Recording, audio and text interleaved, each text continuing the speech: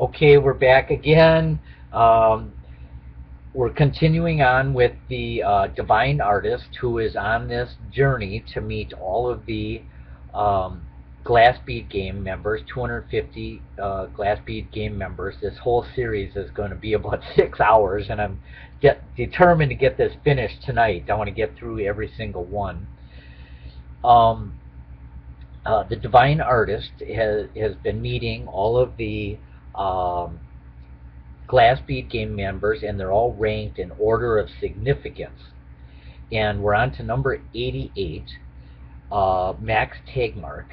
But all of these Glass Bead game members, a little part of all of them have are affecting the divine artist, and they're making the divine artist who he is. And so he's got a little piece of all of these 250 greatest people who have ever lived, and they're all within the divine artist. So that's a theory behind the divine artist. But number 88, Max Tegmark, he is living today, a scientist, and uh, he made a statement that possibly um, human beings are the only one in the entire universe that have a consciousness that is self-aware, and that our minds have special significance, possibly because of this reason, and in the entire universe, so that it needs to be respected uh, for that fact alone. And he has a lot of scientific reasons of why he believes this. He also believes that mathematics is the way to explain the universe, kind of like Pythagoras and some of the early Greeks, maybe Euclid. Um, but even beyond that, more like a Plato, where the that the mathematical formulas are a transcendent truth that transcends the perceived reality that we live in, and that they're eternally true. So that's just a unique little thing about Max Tegmark. Number 89 is Shakespeare. His real name was Francis Bacon. Shakespeare is his pen name, and uh, some people have said that possibly he wrote under this pen name of Shakespeare because he didn't want to expose who he really was, and maybe that's why it's used by a lot of people. Um, his most famous quote, "To be or not to be," that is the question. And to expand on that statement, more is what to be. We're thrown into this reality, and we have this potential of being and going down paths of, we can be this person, we can be that person, and we become a mailman or a CFO, like I am, of a corporation, um, or a scientist, or a composer, or a football player, or whatever, and that persona, to a great extent, becomes you. Well, beneath that, there's this eternal, elusive you as well. That even though I might be a mailman one day and work in a factory the next day, underneath that there is this eternal me that always travels, and so that this outside persona is mere fluff or whatever. It's not the real you. You experience in the world, um, and that's all we really have in our consciousness, is the experiences that we have in space and time.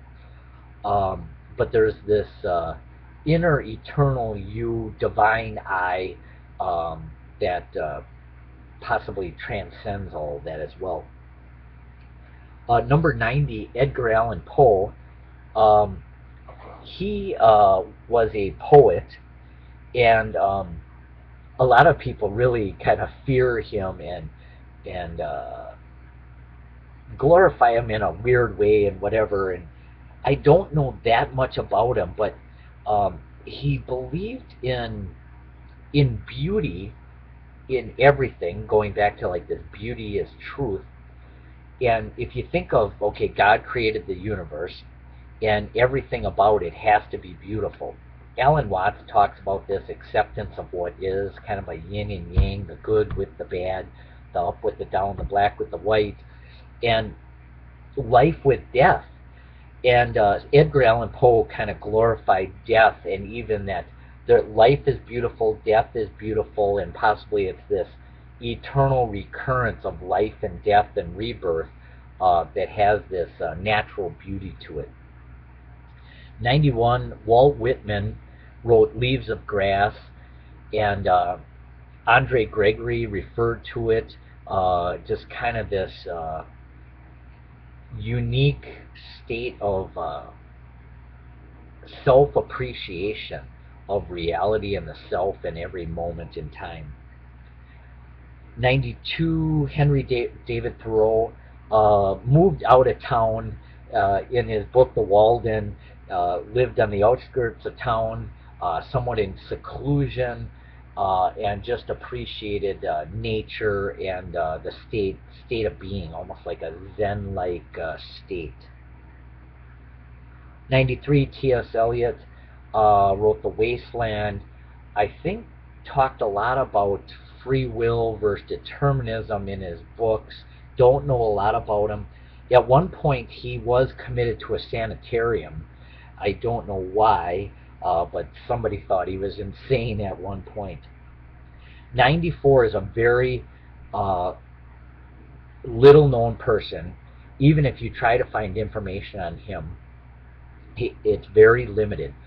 He is a mathematician, James Thomson, and around 1950 came up with this paradox of Thomson's lamp, that after 1 minute, if you repeatedly faster and faster put a light switch on and off, after 1 minute is the light switch on or off? And both answers are correct. And this again ties back to all the paradoxes, the elusiveness of space and time and nature and being, of that there may not be an overall riding truth to the entire universe. 95, John D. Barrow studied infinity and wrote Infinity. I believe he's still alive today. So again, infinity being one of the most amazing concepts ever devised by man, God and infinity and the transcendence of all of that, and all the weird things that happen when you start digging into infinity and nothing and infinite regress and all these paradoxes that develop. 96, Jacob Bernoulli was a mathematician who lived about 400 years ago. Stated that in a limited set there is an infinite amount of members. So that's a play on words, a paradox. How can something limited be infinite? So again, this is just this great mystery in mathematics and metaphysics and so forth. 97 is Gary Zukav, wrote The Dancing Wu-Li Masters.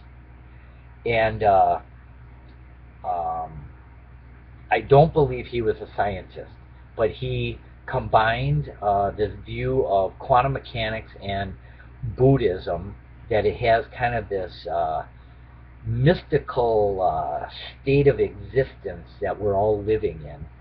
And that was a very good and important book that was written. Number 98, Alex Grunbaum studied space and time as a mathematician and possibly scientist. I believe was used in Wesley Salmon's Zeno's Paradox book, trying to disprove the paradoxes through mathematics. I don't believe it. I think the paradoxes still exist, and maybe I'm misstating that about Alex Grunbaum. 99 is Thales, lived around 500 BC, was one of the first people to conceive of what would be the most fundamental unit in nature. I think he came up with air. Heraclitus came up with fire. I think he might have came up with air, or one of those elements were the most fundamental unit of nature. But even beyond that, a concept of God. Thales was one of the first to come up with the idea that possibly there's an all um, expansive God that actually created the universe, and this was done in 500 BC. Number 100 is Thomas Young, and he really needs to be in the top 100, and is, because he came up in 1805 with the double slit experiment, and this is the foundation of what quantum mechanics is all based on. And if you study the double slit experiment, and again, I'm not a mathematician or scientist, but there are so many unique, amazing things about it when you get into superposition and entanglement, and what it means for indeterminacy, that things happen for no reason at all, and that there's this unlimited state of potential that exists while unperceived, and then that everything is discrete when it is perceived, and that particles behave in this different way, wave-particle duality, that Louis de Broglie later developed. So Thomas Young, what he did was absolutely amazing. In 100 years, when quantum mechanics actually was formalized in the Copenhagen interpretations and so forth, was just amazing. 101, John Stuart Bell proved entanglement was true. That entangled pairs, particles, have instantaneous communication no matter where they are in the universe. They claim that no information actually travels between the particles, but that it's an instantaneous, omnipresent knowledge of the other particle, no matter where it's in the universe. So this is almost like a faster than the speed of light knowledge of the entire universe. That was done in 1964. 102 is Blaise Pascal. He had a quote in the first book, Metaphysics of Being, that man emerges from nothingness, and was a mathematician and philosopher and an amazing person, and possibly had an impact on mathematics and computers even today. A lot of these people going back, like this theory of on and off that computers use, almost ties back to Democritus of atomism and void, and being on and off, and yin and yang of life and death, and all this kind of ties together in some amazing way. 103, Felix Mendelssohn was a composer, one of the greatest composers of all time. A lot of ballets have used his work. Midsummer Night's Dream, and possibly another one, or it's in the top 10 of greatest ballets of all time. And there's this mystical feel to it, and possibly that is the greatest ballet musical symphony of all time. 104, Silesius. I don't know a lot about him, but made a statement something like, as is God, as is me, that the human mind and God's mind almost merge in some way. And I think he may have been shunned by society for making such a bold statement. David Deutsch wrote The Fabric of Reality is Alive Today, is a mathematician, scientist, physicist, I believe, possibly works with computers, and this fabric of reality, and made an interesting statement somewhere along the way that solipsism is realism. So this idea of all that exists is what exists in the mind is a realism, is kind of a play on words, because most people would say that that's an idealism, like a George Berkeley, to be perceived, or I think therefore I am, and Georgius, and possibly Fichte with the divine eye, and some others, maybe even Immanuel Kant, that everything's perceived in the mind. But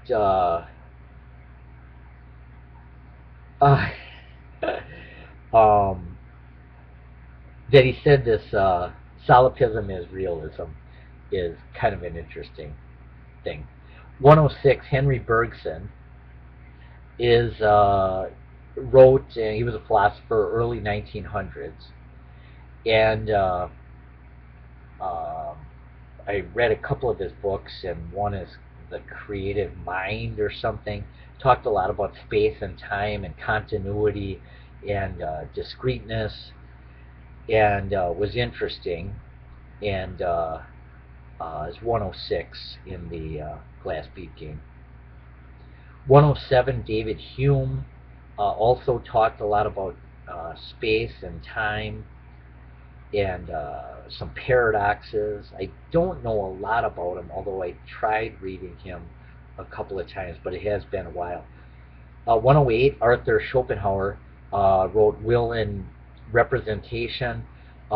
He, in that book, kind of an idealism, almost like a Friedrich Nietzsche, this overman state that can be achieved, and that the will, everything is the will of man, of the divine eye. That is what wills existence and being and experience. 109, John Locke came up with Brain in a Vat. Again, this idealism that possibly in the mind, everything, even if it was in this vat, this scientific vat, he was also included in the movie Mindville as one of the attractions that you could go see, this brain in a vat, and that it had this consciousness, and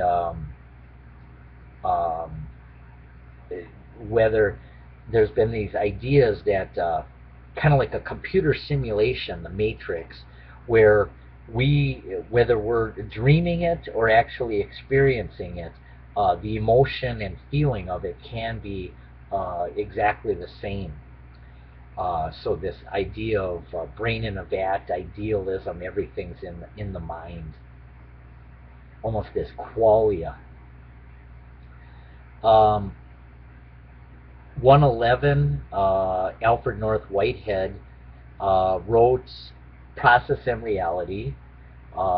He just plowed through that. It's kind of similar to how I write my books, I think. A lot of my books get written in like 3 days. All of them have been written in 3 days. When I write, I just, beginning to end, 3 days of nonstop, night and day, until they're done, and I just publish them. Well, that's what he did with Process and Reality. And I guess there were a lot of clerical errors and stuff they fix later, but that was of no concern to him. What he wanted to say was in the book, and then they figured that out later. He also co-wrote Principia Mathematica. He was a mathematician with Bertrand Russell, which was this book that they were going to prove everything about mathematics, and then Kurt Gödel shot it down later with his incompleteness theorem. 112 is Richard Buke, in 1903, I believe, wrote a book about cosmic consciousness, so it was very ahead of its time. And I think kind of like a John Keyhoe now with his Quantum Warrior, that man can elevate almost to this singularity, um, overman type state in the future of the power of the mind and consciousness. 113 is Richard Wagner, Nietzsche's friend. He was actually not only a composer but also a philosopher. One of the greatest symphonies ever written was the Flight of the Valkyrie, which they used in Apocalypse Now as they were flying in to bomb the village in Vietnam or whatever, because Charlie doesn't surf. 114, Ravel's Bolero. I've heard a lot more of his symphonies on in my Mercedes when I'm driving to and from work. I listen to the symphony often, and if they're a Glass Bead Game member, I try to listen to them. And his symphonies are very soothing to hear. A lot of like soothing violins. 115 is Antonin Dvorak, again, composer, along with 116, Vivaldi. Again, when they come on Sirius Radio, I always make a point of listening to them and need to learn more about their personal lives. I think both of these write what are called like tone poems. 117, George Orwell wrote 1984, which is absolutely an amazing book about how governments will spy on you, and there was kind of a takeoff of this in the movie Brazil, which is also just a fantastic movie. 1984 is a fantastic movie, but I kind of like Brazil better. It was done by the Monty Python people. If you haven't seen Brazil, definitely see that. Of this idea of coined the term Big Brother, that more and more in the future we're all going to be spying on each other and conforming to this ideal society. 118, Aldous Huxley, his continental philosophy kind of almost gets into like a Eastern type philosophy. I can't remember the other books offhand that he wrote. 119, Carl Jung, who Alan Watts absolutely loved, is the psychology mixed with Eastern religions and mysticism and Eastern thought. And there was Sigmund Freud and Carl Jung, and they kind of had these differing views. Sigmund Freud